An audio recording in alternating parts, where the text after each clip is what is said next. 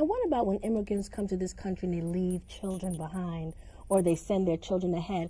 Do you see a lot of that in the mental health clinic where they have such anxiety about that? Absolutely. Because the family's divided. Absolutely. You know? Some people come and they're undocumented. That's And right. so trying to get services when you're undocumented is very difficult. You're afraid that perhaps the clinic or the clinician is going to Report them. report you. Absolutely. So a lot of times they don't even disclose these factors.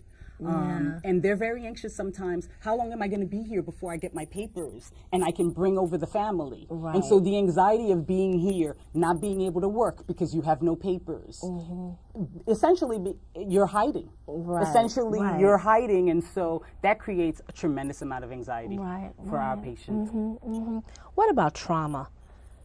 How does trauma affect mental illness? Because some people say, I've had a traumatic event in my life. Absolutely.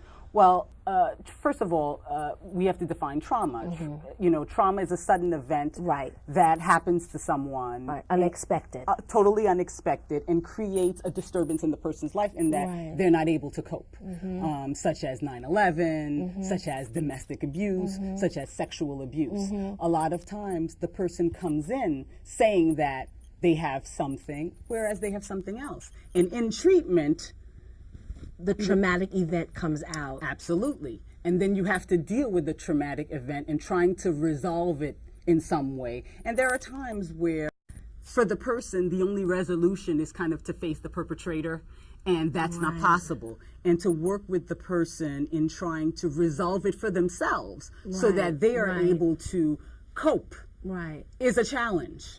Right, because until they get to that point where they can cope with understanding they have a trauma, That's right. They really can't. They can't cope with the other things that are happening in their lives. Right. They can't deal with the environment. And so we have to take small steps. And the person has to understand when they come to treatment that treatment may take 6 months and it may take 3 years. And we try not to rush the There's no person. time frame on There's it. no time frame. We help the person to understand that we will be with you and work with you as long as it takes. Right, and they have to be willing to work on it as long as it takes. Absolutely. So you mentioned a little bit about 9/11, because that was a huge thing. And I know I've had friends that were extremely traumatized by 9/11. They would not get back on the subway, panic attacks. Right. How much of that do you see?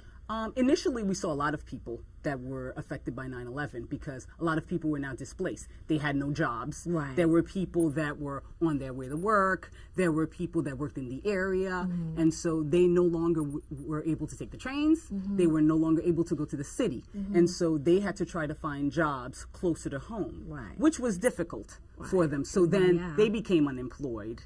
And so we treated a lot of those people. And essentially, we taught them some coping skills, some relaxation techniques, so that they could get back to a point where they're able to go to work without experiencing the trauma over and over and reliving it. Right, over and over again.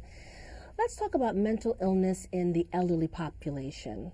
What would you say are some of the more prevalent issues for them? Okay.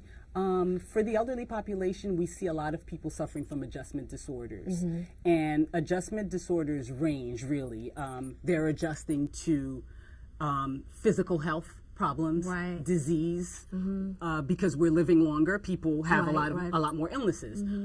Adjusting to having to the loss of independence, the loss of losing their homes, having to move in with children. Right. Losing friends that are dying as they get older. Absolutely. Patients that are in their 90s have essentially lost all their friends. right. And they're the only ones they know from their generation alive.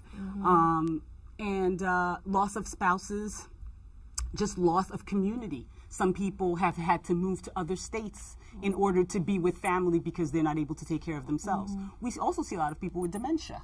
Right. And that usually, by the time a person comes to us with dementia, they've had dementia for some many time. years, but no one in the community or no one in the family sort of picked up on it. They just saw it as, oh, my mother's getting old and she's forgetting things. But it's really important for people to recognize the signs of dementia. Right. Which are what? What are some of the signs?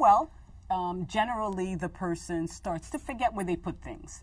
And, you know, those are just general things like keys. I don't know where I put my keys. Or you might start to notice that the person puts things in unusual places, such as eyeglasses. You may find them in the fridge. Right. The person gets a little confused. They go outside to familiar places like the store, and they can't find their way back. Or, you know, they're used to calling their daughter every day, and they don't know, they don't remember the number. They don't remember the number. They get very irritable. A lot of times they start to believe that this isn't really their home and that I need to go home. Right, A lot of times they start talking about people that are deceased and they think those people are alive. And they say, you know, or they have hallucinations. And they say, you know, I just saw my mother next door.